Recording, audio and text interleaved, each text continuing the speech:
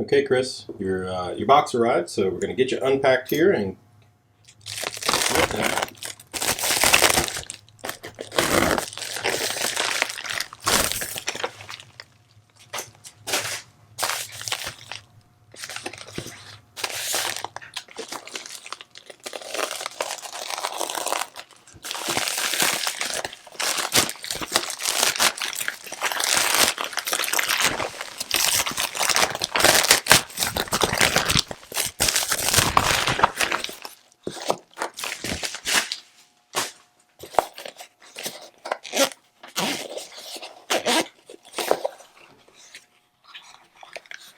All right.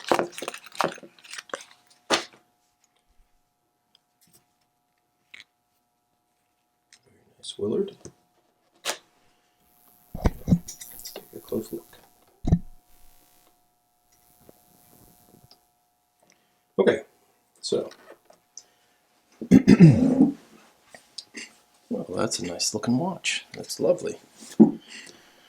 Very nice shape, in fact. All right, so this is a horseshoe back, 1971, March 71. So just turned 50 years old. Amazing. 6105 8119. Very pretty watch. Very nice looking. Wow, that bezel and that insert, that's really nice. A little tight, but not bad. Okay, so very nice. Original hands, original loom. The loom on the dial is very cool. That is a great patina. Case looks really good. Not polished, of course. You got your vertical brushing on the back here that remains. You've got good lines. Got very little sort of time wear, but definitely you got this radial. Again, this radial brushing. Got a little bit of marking here from perhaps somebody doing some bezel work or something. Definitely a new crystal in your future. This is a low profile crystal. I think we would put a type 2 in this. This looks like a later crystal, perhaps a type 3. It's a bit lower profile than what they came with. You had said your crown was locking. However, I'm not seeing that. It doesn't push in quite all the way. That's interesting. So I'll have to take... Sort of wants to go. It seems almost that the crown is a little proud on the stem. That's interesting. Doesn't quite go flush. There may be something under here, like crud. It's limiting its travel. I see the post. It certainly should lock. Let's take a close look at your crown here. It may be, is that a 5 line? So, 1, it might be an aftermarket crown, but I'm not sure. The more I fiddle with it, the more I'm thinking it. No, I don't know. Maybe not. It's got good wear on it. Looks right. Anyway, we'll get there. Okay, so let's take a close look at the movement here. Actually, I want to open it up just to see if we can.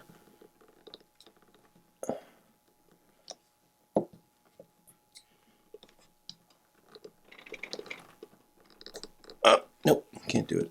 Well, this one's got some engraving on it. Interesting that somebody had put their initials on the back. All right, I'm going to have to put this on a machine to get it open. I'll be back in a moment. Okay, Chris. Well, we are ready to have a look. Let's look together. All right, pretty clean.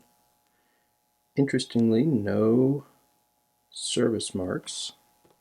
So nothing in the case back indicating prior service. Looks pretty good. It's clean.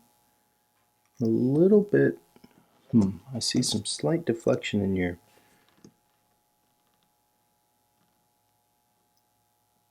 you may be okay.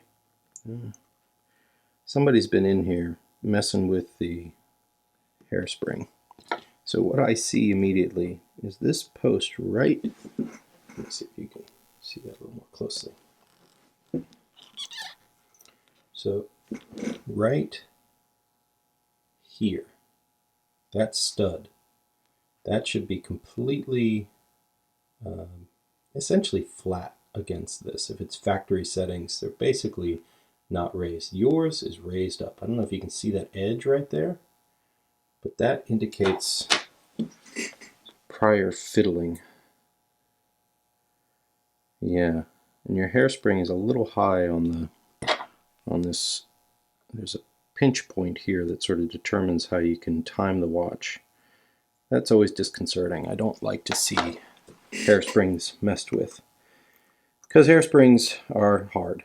It means extra time. It means, yeah. And you can tell there's some scratching here. That's been, that's indicative of somebody sort of fiddling around with screwdrivers that maybe shouldn't be. It's always a bother. Anyway, okay, well, we'll get there. You know, not what I like in terms of initial look is a little, yeah. Anyway, okay, hairsprings are the hardest. Hardest. All right, we're going to give you a little power and then we're going to check it. Okay, so Chris, I got you up to a full wind.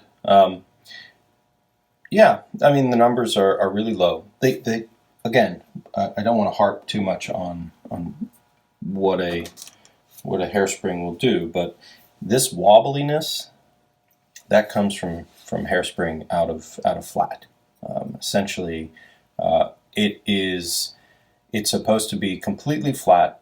And if it's not, you're going to get these weird oscillations, these sort of parasitic oscillations that come up.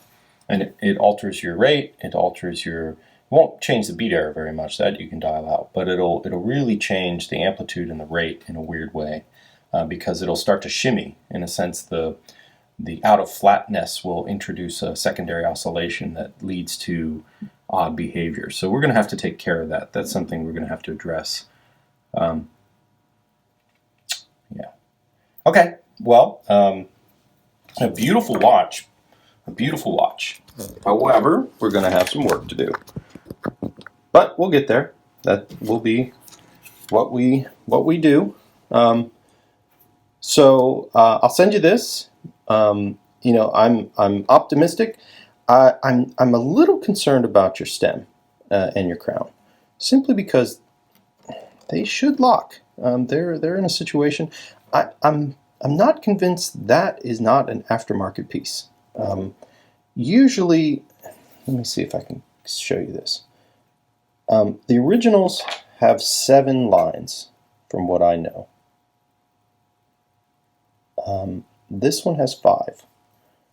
So that's, and the fact that it's a little off, when I get the stem out, I'll be able to tell whether or not it's factory, simply because it'll be clear from the gluing, essentially. It's interesting because when I lock your movement down with your case back, it won't go in, but when I unlock the movement with the case back, I can get it.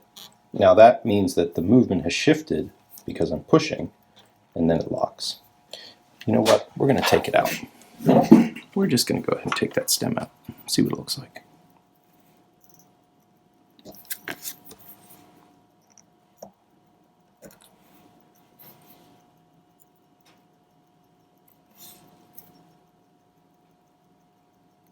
That is not factory glue. That is perhaps JB Weld. Oh boy. Yikes. Alright, that makes me very nervous.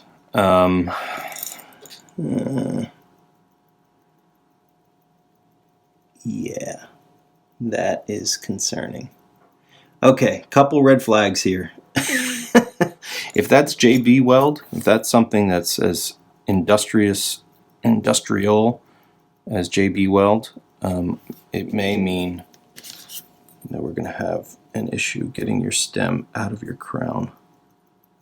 Okay, well, you know, these are things we'll have to come to terms with when we get there. In general, what you're not supposed to do is glue the crown on with stuff that won't allow it to be taken apart, because, you know, things happen. I always use a very weak kind of thread locker to keep my crowns in place. Okay, well, Chris, we're gonna work on it. We're gonna get there. We'll see. All right, beautiful watch, and we'll get started. I'll be in touch.